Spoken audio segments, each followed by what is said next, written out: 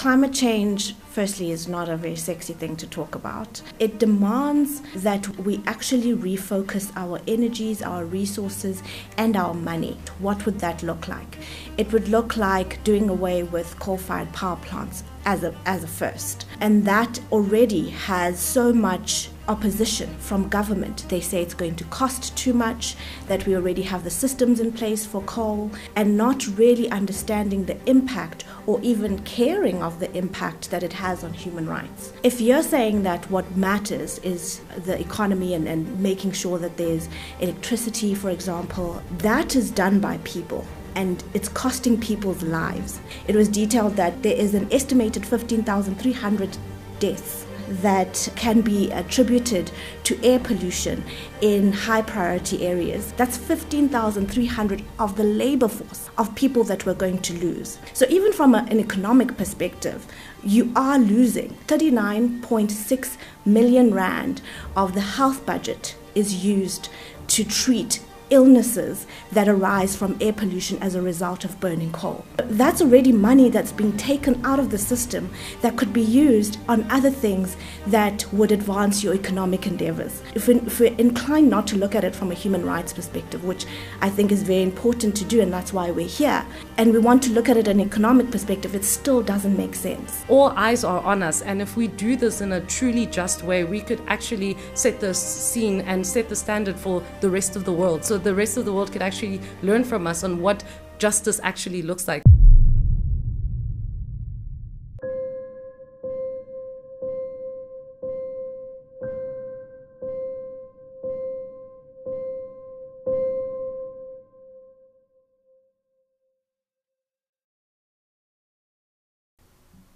Hi everyone, welcome to this Mobilize podcast. My name is David, and today I'm talking to some activists and researchers from Section 27 about their latest research report, Climate Change as a Human Rights Risk. With that said, I'm going to go straight over to our guests and allow them to introduce themselves. Mo, would you like to start? Hello everyone, my name is Mateo Brody, and I am a candidate attorney at Section 27, working on our environmental and climate justice project. Hi all, my name is Matshidiso Lengwasa, but you can call me Tsidi if you really know me. And I'm a budget researcher at Section 27, and yeah, just really interested and excited to talk about this report. Hi everyone, my name is Kanyisa Mapipa. I'm the head of the Health Rights Program at Section 27, and I work with Mateo and Tsidi on climate justice as well. Thanks for coming through, everyone. So as I was saying, today we're talking about climate change as a human rights risk, which Section 27 has done this rather comprehensive 30-page report, really looking at the risks we face in South Africa with both our ongoing carbon economy, but also the transition into a low-carbon economy. With that said, I'm going to actually jump into the first question I'd like to ask today. And for that, I'm actually going to throw it right at Mo. So, Mo, through this research project, what was the main question you were looking to answer? So, Section 27, as some might know, works on the right to basic education and the right to access to healthcare services in the main, right? And we've started an environmental and climate justice program, realizing that the climate crisis threatens these rights. And so this report, what this report aims to do really is to have a look at what the risks are, the climate risks on the health and education sector, so specifically in South Africa. And then also look at what the policy and sort of legislative regulations are that are in place to deal with this risk that is facing the health and education systems. So we're really looking at the impacts. We're looking at what international law says about climate change and climate justice, but we're looking also to center the fact that climate change is a human rights issue. And so the question really, not the question, but the aim really was to locate climate change as a human rights issue, and also look at what the vulnerabilities of the healthcare system and education system are in relation to climate change.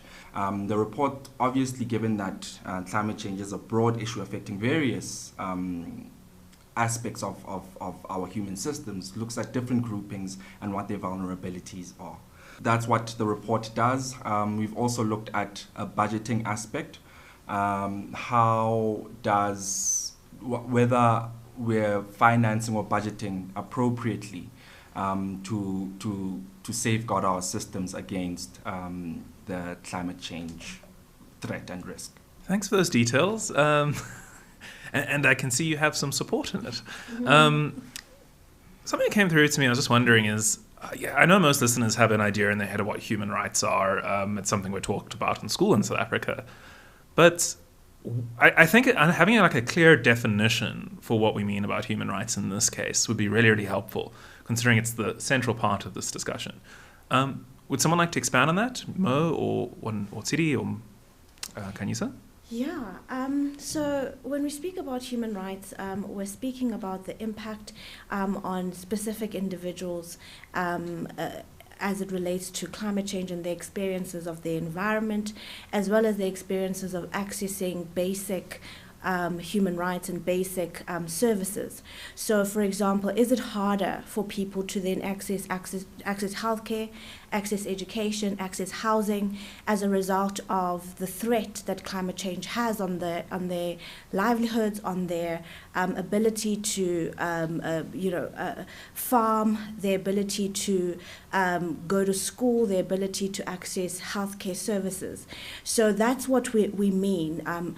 Is there an added burden on individuals' experiences of their lives as a result of the climate in which they live in? Just to support that, I think it's also a good opportunity to talk a little bit about Section 27. I know Mo introduced it about that we do education and healthcare rights, but we're underpinned by the constitution of the country, like all policy should be, and budget allocations and everything. And so when we look at when we talk about human rights, it's underpinned by the idea that everybody who is in the country has equal rights, the right to a name, the right to dignity, right to basic education and healthcare. So, now I think it's quite an opportune moment, like having this report come out, because we can now start the conversation around climate change is always done quite far removed from what does that actually mean to people now. And with the floods that happened in KZN in 2022 and in the Eastern Cape, it really just highlighted when schools were destroyed and healthcare facilities were destroyed,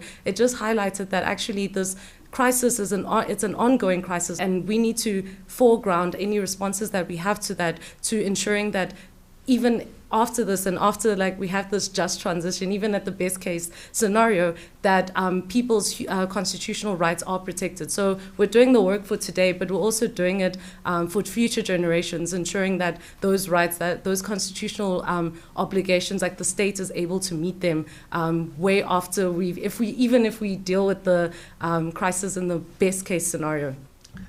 Thanks, Kanyisa and Tsiri. I think what I'd really like to also encourage listeners to do, and we'll definitely have a link to Section 27's website, is to really look at some of the work Section 27's done over the last decade. And it's really impressive, particularly at highlighting unacceptable failures in our country. I remember when I was a younger activist, something that really resonated for me was the highlight put on Michael Kamape's story. And I think that's what this really brings to the next part of the discussion, which is, I don't know how much the international, even local community thinks about the impact of climate on just human rights, and how we talk about a just transition, and a transition is not automatically just. It's just if we make it so. So I guess the question then from me would be, what would you say is the degree of attention placed on human rights when transition's talked about, or isn't it really a central part of the current discourse? I would say that it's not a central point of the discussion. Climate change, firstly, is not a very sexy thing to talk about. It's all doom and doomsday kind of stuff. The world is coming to an end kind of stuff. So for that reason, a lot of people don't want to talk about it. And then also, it demands that we actually refocus our energies, our resources, and our money, right? So, for example, in the South African context, what would that look like? It would look like doing away with coal-fired power plants as a first. And that already has so much opposition from government. They say it's going to cost too much, that we already have the systems in place for coal. As a country, we produce quite a lot of coal.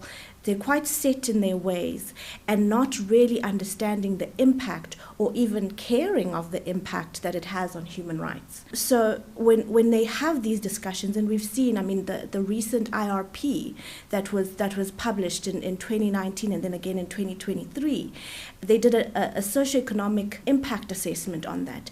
And it had very little to do with access to education and access to healthcare and the impacts of climate change as a result of using coal for an extended period of time, the impact on those services. There was very little that they addressed on those things. When we look at climate change, at the transition from how we are getting electricity right now as a country to where we want to be, there's very little consideration of what that will look like for the most vulnerable of our country.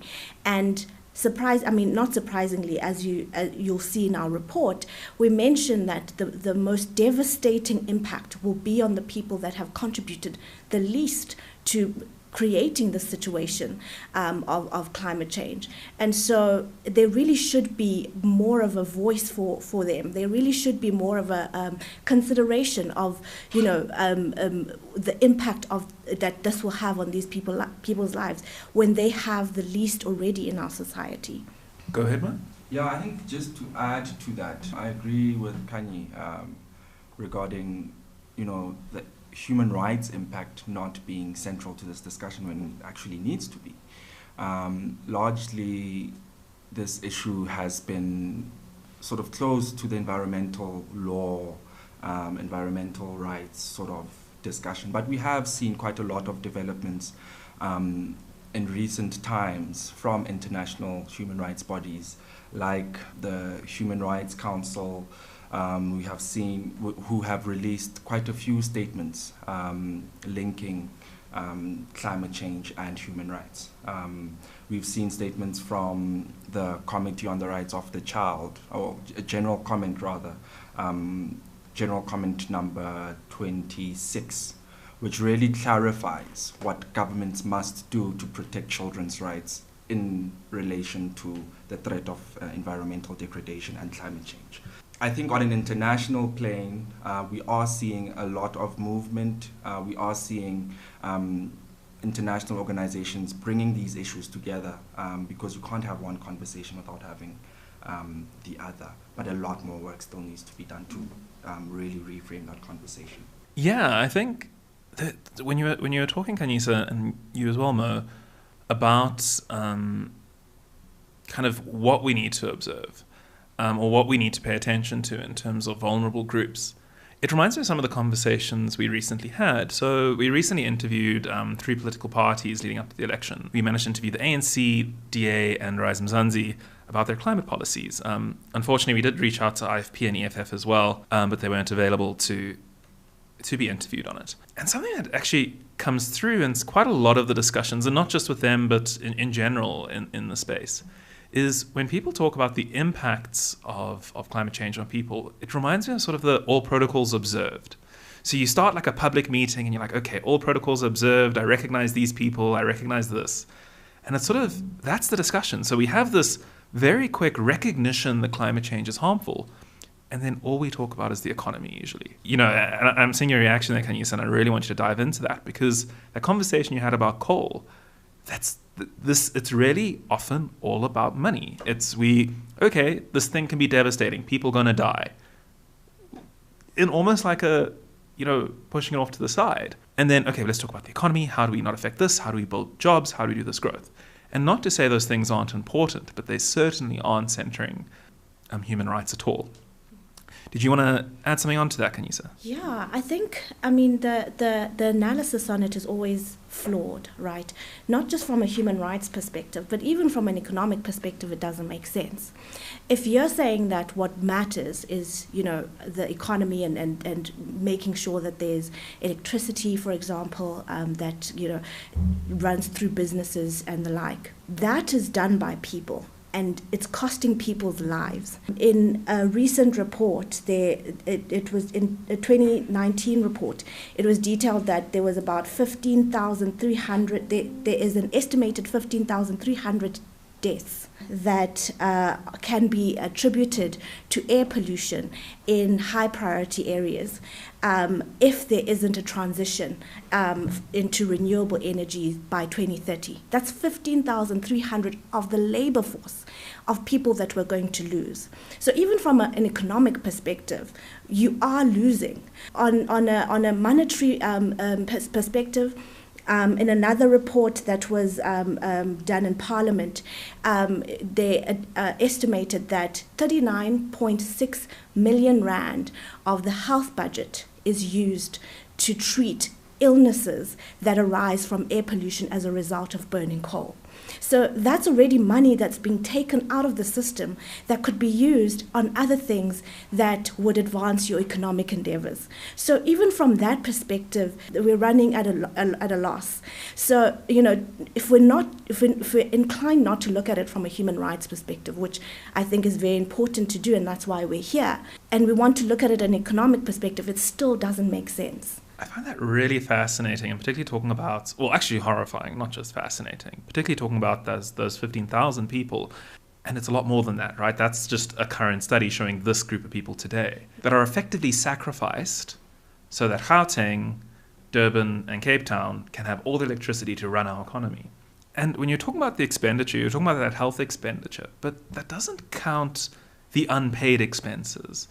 It's often really a central part of one of the problems with a carbon-intensive economy is that we don't pay for the damages we're causing. We're not paying for the acid rain that's happening kilometers away from the coal power plant. We're not paying for the flood that happens on the other side of the planet because of the increased global temperatures. And I think that leads into a really central part of your report, which is this really close focus on different groups and particularly vulnerable groups. So that sort of leads me into asking you, Tidi, another question. Bearing in mind how you really dived into the impact the climate crisis and potentially the transition is going to have on vulnerable groups, was there anything that really surprised you, or even if it didn't surprise you, stuck out to you in this report that you'd want to really highlight now? If anything with this report, I think it's very comprehensive and just presents a very important argument and reflection on how the most marginalized people in the country bear the burden of the climate crisis. So while the climate crisis is going to affect everyone, it is, I think Kanye mentioned that the people who least contributed, who end up bearing the greatest burden, which is the same with all social crises. We live in a country and global society that is still racked with unequal gender norms, racial norms, class norms. It's just important information to see and just to see the studies that are compiling all the research that has been done to really highlight that while the continent, as a continent, I know it gets complicated with South Africa's carbon contributions, but as a continent, we produce less than 5% of the emissions globally, and we can already see when it comes to the impacts. It doesn't actually, theoretically shouldn't discriminate, but because we haven't invested adequately, especially since the end of apartheid, which would have been an opportunity to do that, to really build a more equitable society, we're still deeply unequal. There's still poverty, and our poverty reduction halted in 2011, and it's been downhill since. So we're seeing regression in that. And what that means is that because we haven't invested and adequately in those communities, they end up bearing the burden. So more middle-class people can be like, oh, there's this crisis, it's raining, or there's a heat wave. We can put in air conditioning. I mean, these are just very cosmetic things. But for people who rely on state intervention, or for whom the reason why we give money through taxes or through debt, why we're incurring those things are so that we can realize the rights to education, healthcare, and all these human rights for all people. But because we're failing those people, it just means that we now have a climate crisis where we, even if we do solve it and we invest all this money, but if we use the same way of thinking that we've been using right now, it will be a decarbonized economy, but then it will entrench that gender inequality, that racial inequality that continues to plague the nation that we live in, and also just globally, actually. TD has sort of answered that quite well. What we're seeing is that it's the already vulnerable that are going to be most impacted by the climate crisis. When we speak to children, for example, that's a group that's particularly vulnerable to the impact of climate change, right? We speak to mothers and children who are also impacted by for example, rising temperatures and what impact that has on their health. We look at the education perspective. What we're seeing is, in the work that we're doing around infrastructure, school infrastructure, we're seeing that there's schools that are underdeveloped, that with large amounts of backlogs in terms of fixing school infrastructure. Those schools, those same schools, and those same children that have been attending those dilapidated schools are more vulnerable to the impact of climate change, right? So if there's a severe weather event, it's those school infrastructure that's going to be mostly damaged. Really, what the climate crisis does is it compounds on those that are already quite vulnerable, and in different ways. The report speaks to it. We look at issues around food security and food insecurity. It's those that are economically disadvantaged. So yes, just to point out, to really underscore what Sidi was saying, it's the same groups of people that are currently disadvantaged that are going to suffer, that are already suffering from the impacts of climate change. That really resonates with me, and there's some work we've been doing in our climate comms work over the last few months, where we've been talking to communities and working with our facilitators who run CBOs, and one of the stories which really came up, and Sidi, when you mentioned the air conditioner and you were talking more about the education side of things, so when we talk about like a 2.5 degrees Celsius global temperature increase, which is where we're headed, right, with the degree of change we're doing in society or mitigation we're doing, that doesn't mean a 2.5 degree temperature increase everywhere. In parts of Limpopo, that's going to mean like 5 degrees, which means you're talking about, let's say, this underdeveloped school for, let's say, early childhood development, or even just primary school, right? Suddenly these classrooms are probably going to go up to like 40 degrees Celsius. How do you learn maths in 40 degrees Celsius? How do you learn English in 40 degrees Celsius? How do you do any of your subjects in that temperature? And at that point, we get into a discussion where are air conditioners a luxury anymore? Or are air conditioners now directly linked to whether or not a kid can go to varsity, whether or not a kid can then get a job in the new economy? And when you're talking about vulnerable groups, that anecdote, that story resonated so much for me. On that front, do you have anything you want to expand upon that, Mo or Kanisa? I was just going to speak about it from a health perspective as well, just the rising temperatures. So we did quite a bit of work with WITS RHI, who are currently doing research on the impact of the rising temperatures on maternal and child health.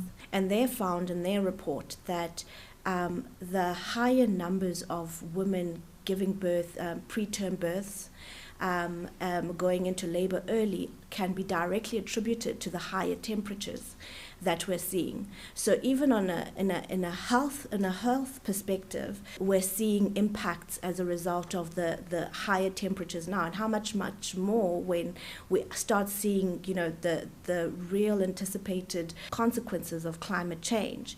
That same child who's having to sit in a classroom that's hot will suffer from heat stroke. They'll go to facilities that aren't equipped to deal with that, because that's not, the burden of disease in that area that, the facility is used to dealing with. It's really just stacking the odds against vulnerable groups to not deal with this and to not adapt and to mitigate where we can. Yeah, and I think maybe to speak to that same point from an education perspective again, we highlight findings or research that's been done around the impact of heat on educational outcomes. And there's some research that's done that shows that there's dramatic decrease in the educational outcomes when you look at learners who study in hot temperatures versus learners who study in air-conditioned classrooms, for example, or in regions where the temperature isn't as hot. And this is why we need to look at how do we adapt our systems, how do we ensure that in an area where the temperature, like a Limpopo, where it's not a 2-degree increase, it's perhaps a 5-degree increase, how are those learners, those learners' education protected, their right to education, how is that protected, and how do we ensure that they have the same level of education as their counterparts in other provinces in better resource schools, for example? It's a good opportunity to just reflect that there are tools and resources available to halt this. So yes, it sounds like it's quite depressing, because it is. It's very concerning, but actually we have tools like fiscal policy redistribution, like the way that we fund, sending resources, like getting rid of all the pit latrines. That's one way to better position people in those areas, learners in those schools, even with pit latrines, like bacteria that's waterborne. There's a link between that and increasing temperatures. So something like that, there's overcrowding.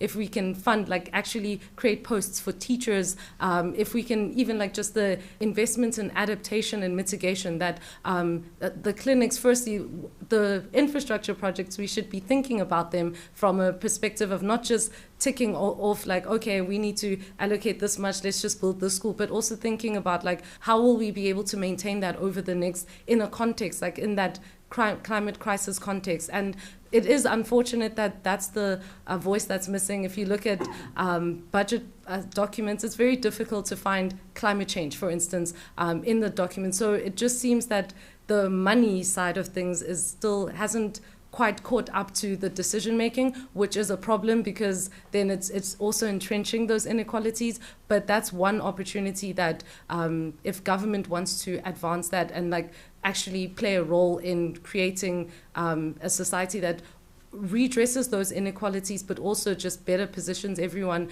to be able to react and deal with, the crisis, that it no longer is that climate crisis. If they want to be part of the solution, that they can be looking at how do we foreground human rights in the way that we allocate funding for today, but also in future. That could be their legacy.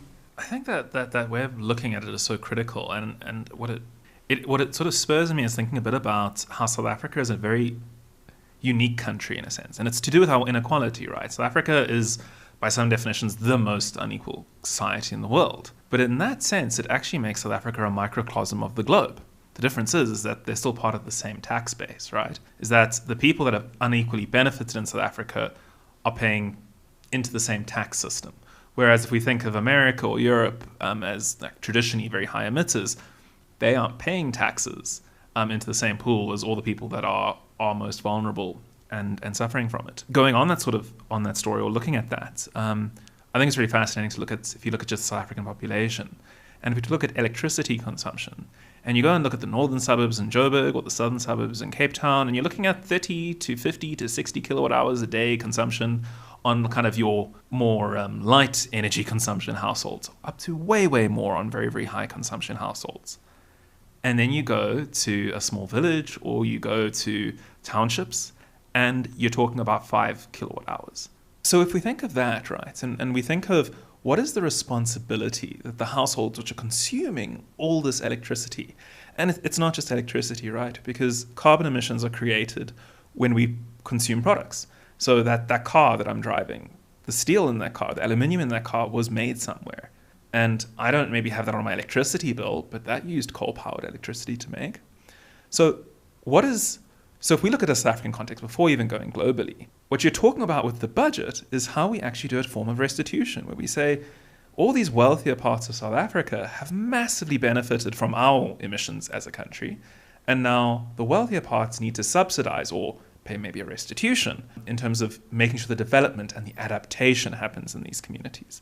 So what you were saying, that really resonates to me. That's sort of the story I get under the surface. But I just want to sort of do a sense check. Is that sort of a lot of what you were seeing in this research in terms of what is needed from a budget standpoint? Yeah, I think that's one of the aspects, is just changing the way that we look at the budget. I mean, we even seeing it now, the commentary about elections, a lot of it is rooted in market, and not reflections on human rights. I think we talk about it in the more economic space, that economics has been a little bit far removed from the democratic process. And so when we're thinking of climate change or we're thinking of social crises, it's quite difficult to sit back and think, oh, but actually there are tools that the state has to addressing this, and one of the most powerful tools is through how we tax, how we take on debt if we do take on it, and how we fund human rights in the country. And what you're mentioning also about the just transition, like this is an opportunity because South Africa is this microcosm, this unequal state, but all eyes are on us. And if we do this in a truly just way, we could actually set the scene and set the standard for the rest of the world. So the rest of the world could actually learn from us on what justice actually looks like. We might not have transitioned as well, like post-apartheid. There might have been those entrenched legacies of inequality that still plague us, but actually maybe this is an opportunity to actually like transition properly, like correct the mistakes of the past, but also just create a society where we can show the world actually like inequality. It's not great, but we can actually solve it. And one of those powerful ways that I keep saying that is that tool that we have is our fiscal policy. It's such a big part of the discussion. And like you're saying, that the way the finances are often looked at the market, but they're not necessarily looked at, how will the market respond to this? How will private business respond? How will jobs be lost or gained? But I think this sort of goes into how, when people talk about the climate crisis, there is a lot of focus, and appropriately so, on mitigation. So for listeners that don't know, that's the stopping of climate change. That's the switching from coal to renewables. That's switching from oil-powered cars or diesel-powered cars and petrol-powered cars to electric cars, or anything we can do to stop carbon emissions. That's your mitigation. But a really big part of what you guys are looking at in this report is, what is the adaptation work we need to do? What do we need to do to make sure those kids in Limpopo don't go to a classroom in which they can't learn in, that they go to a classroom which they can learn in? How do we make sure that those individuals working in Mpumalanga to power our whole nation aren't left behind? And there is a massive financial implication to adaptation. Would you say, and I'm kind of thinking, Kanisa, you might be the person to answer this one, but would you say, or Mo, or Sidi, but yeah, let's start with Kanisa. Would you say there's been enough focus on adaptation in not just the local discourse, but the international discourse on the climate crisis? Certainly not. I think the little bit of focus that there has been on climate change definitely hasn't looked into adaptation. We've focused on mitigation, how to curb our use of coal-fired power plants, for example, how to curb our use of non-renewables, and how to shift to renewable energies. The thing is that the impact of climate change is still going to be there. Whether we do all of this mitigation now and we reach our goals, we're still going to see the higher temperatures. We're still going to see, the emergence of diseases. We're still going to see the impact of climate change. What we need to also start doing is to then adapt to our systems to make sure that when those things happen, that the most vulnerable amongst us aren't unfairly burdened. So within the health system, for example, the Department of Health has published a document called the National Climate Change and Health Adaptation Plan, but they've done nothing with it. It lapsed in 2019. It hasn't been renewed, and nothing's been done to review the system in terms of the risks that are present in the system, in terms of what could happen if the system experiences, for example, a drought as a result of climate change, or floods as an example of climate change. And so what we say in our report is that there needs to be an intentional application of documents like that. And that's one thing that we know about South Africa, right, is that we've got great policies. We can develop documents like this, but we don't sit down and actually implement them, because we would be in a different position right now if this had been implemented. KZN would be in a different situation right now if this had been implemented. So we have all of these things, and we have the means, and as Didi has said, we have the finances to do it, but we're just not doing it, and we're kind of just waiting for everything to crumble. I mean, we have ideas on what that might look like, things that we as Section 27 are pushing for in the climate space, particularly in health and in education, on how the different departments can adapt their systems to meet climate change. Things such as, health impact assessments, stress testing facilities to make sure that, in the event of a flood or in the event of a drought, the facility can still stand and actually provide services to people. And those things are all things that are detailed in these documents that are just not being done. And so, as much as we are focusing and having our quarrels over the, IRPs and cancelling coal and all of that, we also need to do this part of the work so that we have a better defense for all South Africans and all people who live in South Africa against the impacts of climate change. So I think when we speak of adaptation or climate change, generally the conversation sometimes becomes misplaced in that we speak about future events a lot, and it's things that are happening currently. I mean, this week there's floods that are affecting parts of KZN and the Eastern Cape. So adaptation becomes a priority for now, not even for the future. And Kanyisa has already spoken about where there has been policy from the National Health Department, it hasn't been implemented, it hasn't been adequately funded or budgeted for. In the education space, again, very little movement in terms of adaptation policies, even mapping out the risks that the system faces from climate change. So yeah, the climate change bill presents an important opportunity because it mandates, once it is signed by the president, it mandates government to formulate adaptation strategies and plans.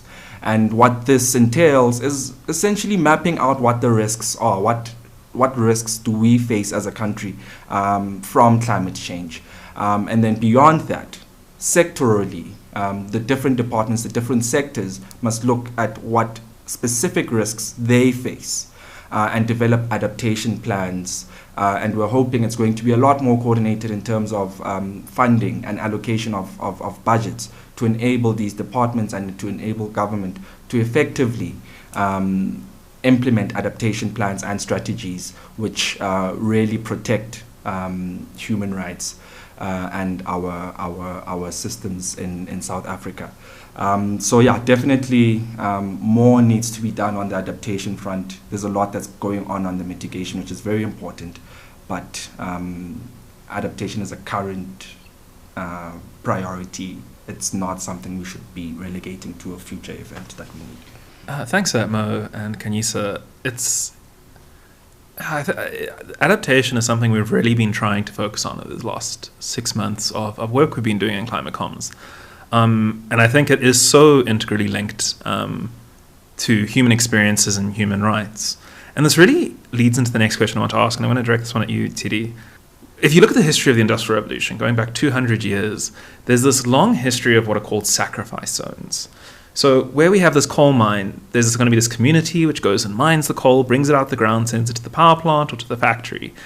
And those people are going to develop lung diseases. They're going to die young. They're going to be crushed by massive mining equipment. And these people are effectively sacrificed for progress. And we don't often pay for that. So we've done a decent job of recognizing this is what's happened in the modern industrialized economy. We still don't necessarily pay restitution for it or cover it, but we recognize it. But now we're going through this transition, and we're going to put solar panels everywhere, and wind turbines, hydropower, and various forms of energy which aren't going to be damaging the planet in the same way. But fundamentally, we still need enormous amounts of resources for this. Huge amounts of copper, huge amounts of quartz, huge amounts of rare minerals. If we think of batteries and electric cars, those come from cobalt mines, where there are young children working in those mines in DRC. So I wanted to ask Mtidi, in this report, how does the report speak to sacrifice zones and how we need to avoid these if we really want a just transition, and how we go about avoiding sacrificing people and places for a sort of equitable transition. Yeah, so I think the way the report entrenches this by reminding or highlighting who bears the burden of climate change and who it's affected by. I'm assuming, as someone who also then read the reports, I felt like after that just felt more inspired to just advance that activism, because it gives all the hardcore facts. Like, there are people who have done so much research, like we've done so much research, to just putting it down together to essentially say the thing that people have been saying for a long time, So I always mention this when I talk about climate justice and stuff. But I grew up in Witbank, Emalahleni, and when you talk about the safe zone or the sacrifice zones, this is a new a new term to me, but it's probably a concept I'm familiar with, because the water there's it's not drinkable. We don't drink the water. It's just a known fact there. The right to basic to water is a human right, but there are other things like just healthcare. It was just so normal growing up that we had asthma or we had some form of respiratory illnesses. And I think it's really important for the people, the policymakers who are implementing the just energy transition and the investment plan to actually look at this report and see what civil society is saying, because if they overlook who gets affected, that there's a disproportionate burden, that if they overlook that inequality and the state of affairs in Witbank outside of it being a a way to make money through selling coal, but if they actually look at the human rights and how it impacts them, we could actually start to come up with policy that goes beyond the normal way of thinking, the status quo that somebody has to suffer. It's that scarcity mentality that it can only be one. There's that competitive, and unfortunately, the most marginalized people who have been the same marginalized people for many, many years, for many generations, continue to bear that burden. And I know it's a little bit, cheesy, because people talk about Ubuntu and not actually implement it, but just as corporates to show that actually we do care. But if you actually foreground it and remember that it's not me versus that person, one versus the other, but that I am because someone else is. I can have my rights to basic to water because people in Witbank are suffering for it. When you start thinking of society in that way, we realize maybe we should be thinking how we respond, how we do our adaptation, our mitigation will be better foregrounded in something beyond the scarcity mindset that we find ourselves in that creates these sacrifice zones, which is a very upsetting thing, but an important term, and I will definitely be using that moving forward. Yeah, I'm just thinking as Tsidi is talking that, the WHO has this framework on how to on adapting health facilities and health systems to meet climate change. And the first thing that is said there is that it speaks to leadership and governance. And the first thing that says is that there needs to be political will in order for this to happen. In order for us to be able to adapt, in order for us to be able to mitigate these risks, there needs to be political will. Without that, we cannot do anything. And as Tsidi is talking, I'm just thinking that there is absolutely no political will. Even if you look at the judgments that we've had on environmental rights and climate change, the reaction of the government to those court judgments has been so poor. There was the Earth Lives case that spoke to coal-fired power plants, and making sure that in reviewing that, in the environmental reviews, that the climate change is considered in that. And the department involved there basically said that actually the use of coal outweighs the risks that come with climate change. That was the end game. That was the end goal. Or the conclusion that they came to. That speaks to political will. That speaks to the inability or unwillingness to see the impact that this is having. Not even that they don't know. It's now they know and they don't want to do anything about it. If we look at the deadly air case again, this case spoke to vulnerable groups, vulnerable people. those people that are being sacrificed while we enjoy electricity. That case spoke to that aspect, and still the government opposed that case and did very little to implement the declarations that the court made there. So if we're looking at how we're going to do this, how we're going to end up where we need to be, I think where we need to start is looking at our leaders and asking the questions that Mobilize has been asking the political parties. What is your plan when it comes to climate change, and ensuring that there is that political will, because this is a very imminent danger that we're facing, and it seems that there's just no will to move forward on it. Kanyisa has wrapped it up brilliantly. Cool. No, I would agree with that. I think with both of you guys, what you were saying there, it's just, it speaks, I think, to the heart of what this report's about. And there was one specific line you used, Tidi, which I wrote down, which was that somebody doesn't have to suffer. What you didn't say, which I then added to that, was, but if we don't think about it or do anything about it, people will. And this is really what a just transition is about, is we can say whatever we want, we can go and have all protocols observed, we can acknowledge that people will suffer if we don't do something, but then we actually have to do something. And I think it's a really good starting point for anyone who wants to understand this crisis and understand the impact it has on people and their lives to put in the time to read through this report or to engage in the report. But I think that leads to the sort of last question I want to ask, and I think I'll start with you, Mo. But then let's go around the room, is what now? So you guys have spent months, maybe even more than a year? How long have you spent? I think it's about 8 months. So you guys have spent 8 months writing this report, but it doesn't just end up in the bottom of a drawer now. What now? Where do we go from here? So I think the next step really with this report is, one, it's intended for members of the public to, as you were alluding to, Dave, members of the public to engage with and to really get familiar with what the issue is and what the impacts are. But from a strategy perspective, what we're looking to do with this is really to start engaging with decision makers around the report, speaking to issues around, you know, how do they adapt either the health or education system, and the specific proposals that we're making, that we're collaborating with civil society partners on. So really the road doesn't end here in terms of this work.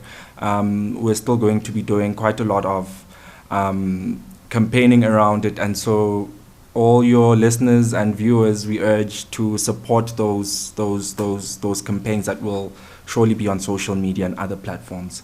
But yeah, so moving forward, again, it's engaging with the budgeting aspects, or speaking to Treasury, speaking to officials within the Department of Basic Education, speaking to officials within the Department of Health on really safeguarding our systems and ensuring that people's rights are protected.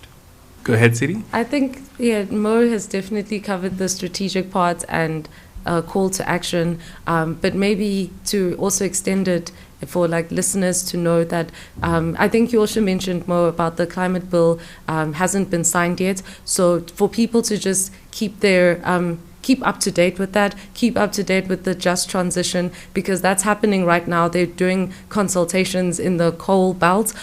So, for people to really participate, I'm not exactly sure who the audience is, if there's someone in the coal belt or specifically from Woodbank, I'm talking to you, if you could just be there in the processes and highlight these things, because yes, especially with the economic side, the finance stuff, the numbers scare people, or it gets a bit complicated, or people don't feel like they don't know enough about the inflation side or inflationary effects. But this is your lived experience, and as long as you care about yourself and the next generation and the people in your community, you might as well just raise your voice. So also with Parliament submissions, if there are any bills or anything that's done, just call on people to engage with Parliament. This democracy, yes, the country we live in, it's not perfect, but that democracy and those participation, that public participation was a hard-won freedom, and we as people can use that, can wield that to try and create a country, or try and actually create a transition that is just, that we can look back and be like, you know what, I actually tried my best. So those are some ways that people can also get involved. Yeah, I just want to echo what Moteo and CD have said. And also just to say, at Section 27, we work with partners. We try to, especially in this work, get as much of the word out there as possible. In the work that we've been doing, for example, with RHI, we've learned quite a bit about what are the small changes that you can make in your own household that would mitigate or adapt your environment for climate change. So, for example, just painting your roof white actually decreases the heat that is transferred into your house. Making sure that there's adequate ventilation also assists. So things like that, and so we're partnering and looking to partner with people so that we can get these teachings out there to assist as many people as we can in doing the things that they can do to make sure that people aren't dying of heat stroke when they could have made just small changes to their everydays. Thanks so much, guys. I think we're going to be wrapping it up there, but as Mo said, the road doesn't end here. And I'm going to be a little bit cheeky and say we've got to mobilize. We've got to... that's what we've got to do next. In all the different circles we work in, with all the partners we work with. But it's really... This is such an awesome foundational document and foundational process you guys engaged in. And I'm really, really excited to see how you guys continue with this work and excited to work with you guys on it. So are we. Awesome. All right. And to our viewers, thank you so much for listening to this podcast from Mobilize.